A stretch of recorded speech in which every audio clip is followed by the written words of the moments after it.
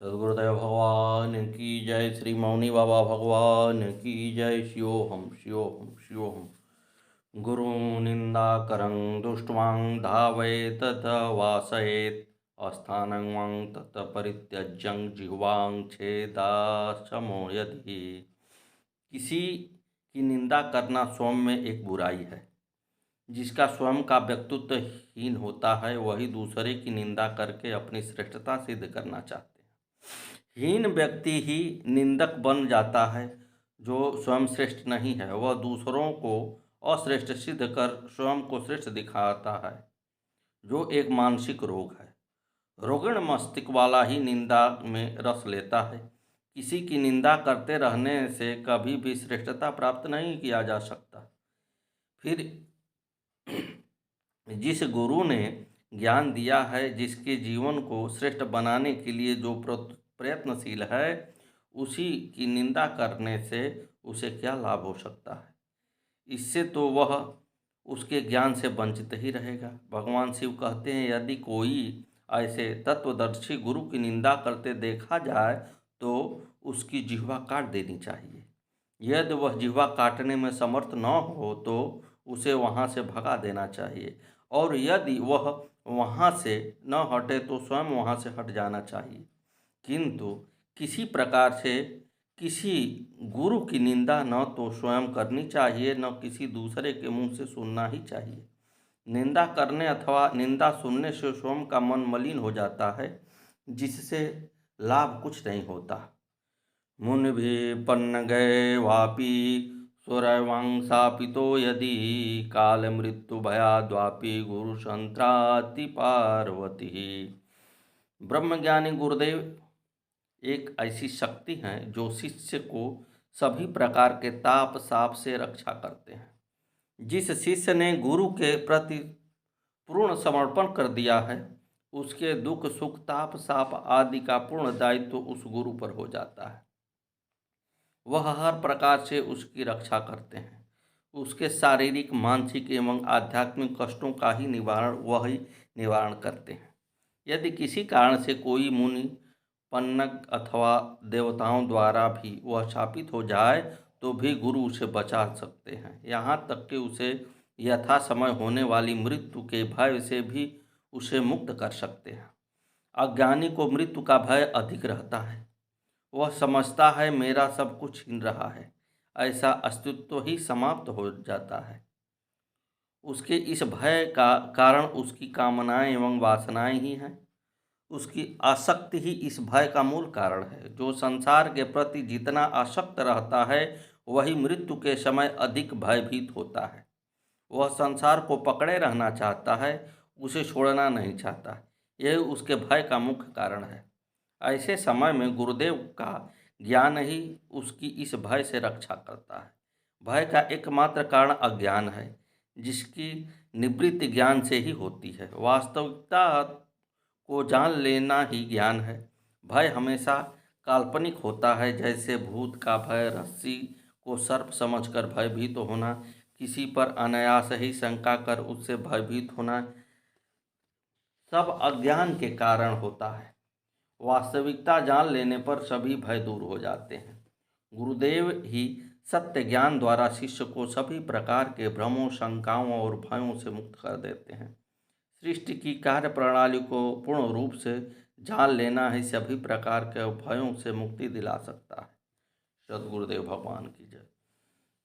विजानति महावाक्य गुरुचरण सेवयां देवं सन्यासिनं प्रोक्तां इतने वेशधारिणः। श्री गुरुदेव की सेवा का फल होता है उनके द्वारा किए गए उपदेशों व ज्ञान को आत्मसात कर लेना। यह ज्ञान श्रद्धा और भक्ति से ही प्राप्त हो सकता है। गीता में कहा गया है, श्रद्धावान को ही ज्ञान प्राप्त होता है। ज्ञान को किसी पर थोपा नहीं जा सकता, उसे ग्रहण किया जा सकता है। यह ग्रहण शक्ति श्रद्धा भक्ति एवं सेवा करने से ही प्राप्त होती है। गुरु की प्रसन्नता एवं शिष्य की पात्रता ही ज्ञान प्राप्ति का साधन है। शिष्य की पात्रता पूर्ण होने पर ही गुरु उसे तत्वमसि महावाक्य से आलोकित करते हैं। जिसका अर्थ है कि तेरे भीतर जो एकमात्र चेतन तत्व आत्मा है वही ईश्वर एवं ब्रह्मा है। यही चेतन तत्व तेरा वास्तविक स्वरूप है। यह जड़ शरीर तेरा वास्तविक स्वरूप नहीं है। तू जड़ नहीं बल्कि चेतन है, जो स्वयं ब्रह्म ही है और तू वही है। इससे अपने को भिन्न मानना ही तेरा अज्ञान है। इसी ज्ञान से शिष्य की हृदय ग्रंथि खुल जाती है, उसके सभी संशय मिट जाते हैं तथा इसी ज्ञान से वह सभी प्रकार के कर्म बंधनों से मुक्त हो जाता है।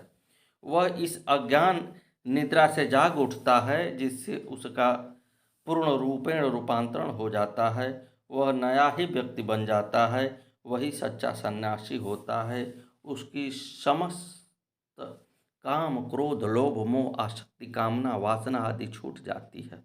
वह परमानंद में स्थित हो जाता है।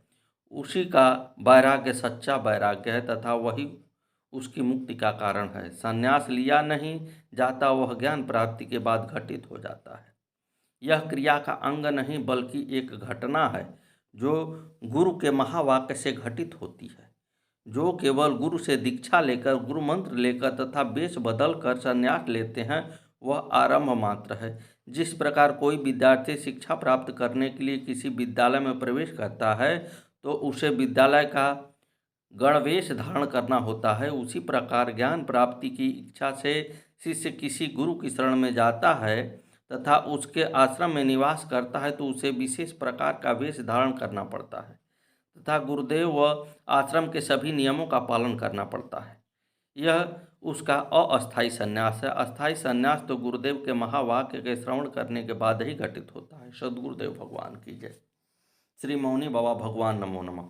नित्य ब्रह्म निराकारं निर्गुणं बोधयेत् परं भाषयं ब्रह्म भावं च दीपो दीपांतरं यथा। इस संपूर्ण जड़ चेतात्मक जगत का एकमात्र ब्रह्म ही मूल कारण है, किंतु वह निराकार है, जिसका कोई आकार नहीं, जिसे देखा न जा सके, न तीनों गुणों से परे।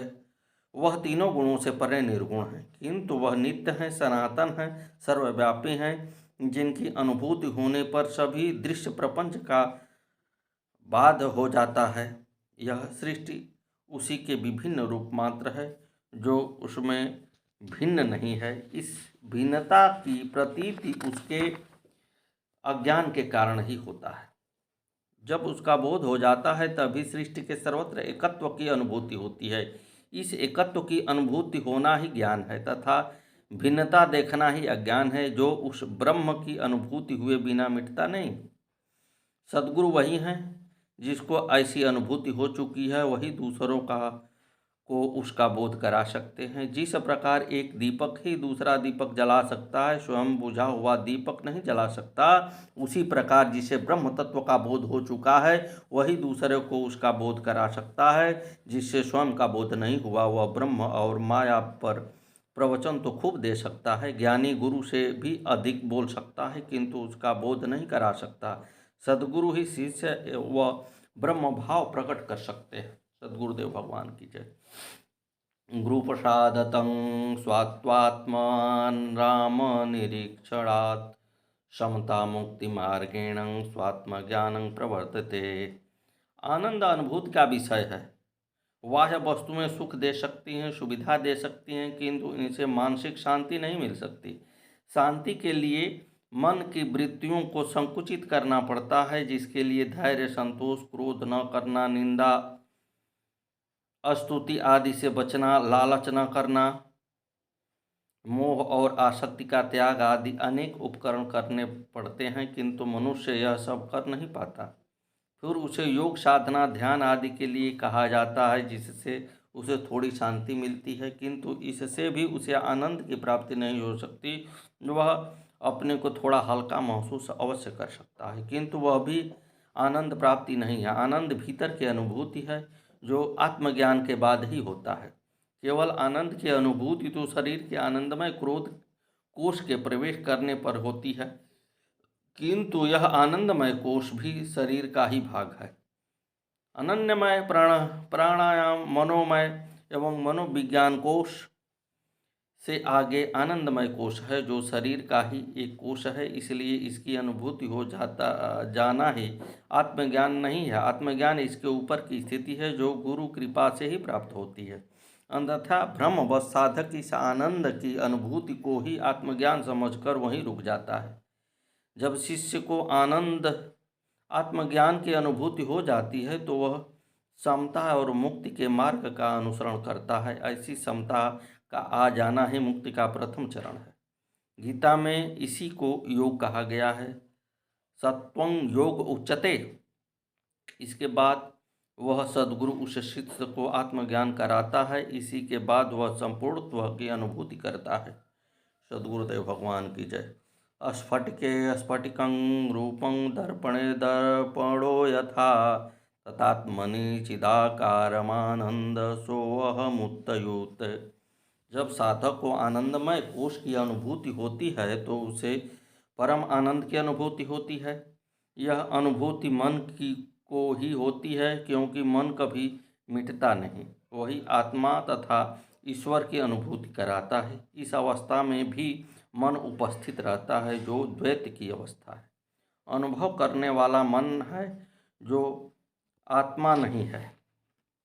जब गुरु कृपा से मन मलिन होने लगता है, सद्गुरुदेव भगवान की जय। जब गुरु कृपा से मन गलित होने लगता है, तब यह जीव उस परम चैतन्य स्वरूप आत्मा के सामने इस प्रकार प्रकट होता है, जैसे स्फटिक मणि में स्फटिक मणि तथा दर्पण में दर्पण दिखता है। वैसे ही उसका चित्त स्वयं आनंद रूप होकर उस आत्मा में दिखाई देता है। दोनों में कोई भेद नहीं रह जाता। उस समय ही साधक यह प्रत्यक्ष जान लेता है कि यह जो मेरा चित्त चैतन्य है, वह आत्मा स्वरूप ही है और मैं भी वही आत्मा हूँ। यही आत्मानुभूति की अवस्था है। इस स्थिति में भी जीव को आत्मा की प्रतीति हो तो जाती है, किंतु मैं और आत्मा का भेद भी बना रहता है। यह मैं भाव जब आत्मा में विलीन हो जाता है, तो फिर मैं भाव बचता ही नहीं, कहने वाला भी नहीं रहता। यह जीव की परम गति है। सद्गुरुदेव भगवान की जय। श्री मौनी बाबा भगवान नमो नमः।